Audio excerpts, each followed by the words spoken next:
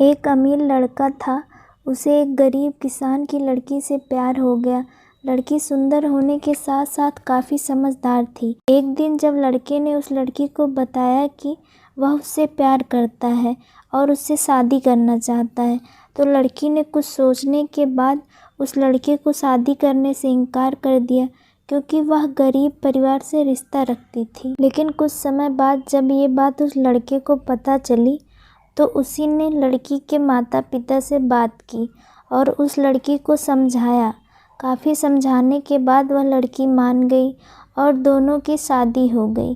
शादी के बाद लड़का उसे बहुत प्यार करता था। दोनों का दाम्पत्य जीवन काफ़ी अच्छा चल रहा था।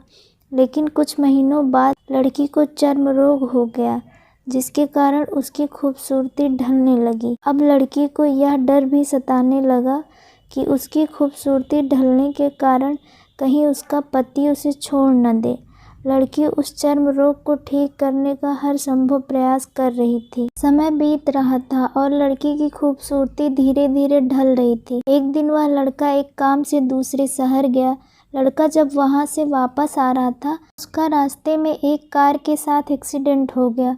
उस दुर्घटना के दौरान लड़के की आंख की रोशनी चली गई।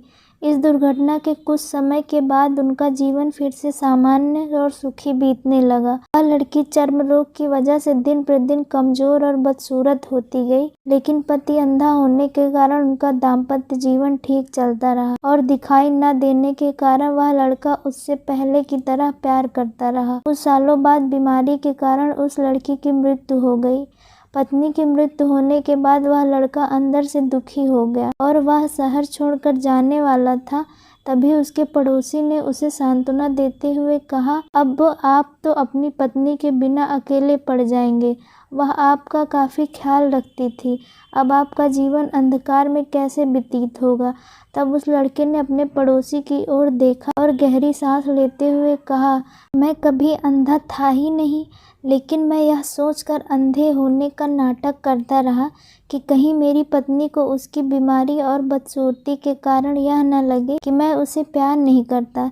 इसलिए मैं इतने सालों तक बिना कुछ कहे हुए अपनी पत्नी की खुशी के लिए अंधा बना रहा। यह बात सुनकर पड़ोसी की आंखों से आंसू छलक आए और वह लड़का वहां से उठकर चला गया। तो इस कहानी से यह सीख मिलती है कि अगर आप जीवन भर खुश रहना चाहते हैं तो आप लोगों की कमियों की तरफ ही नहीं, उनकी खूबियों की तरफ भी गौर करिए, तो आपका जीवन आसान हो जाएगा।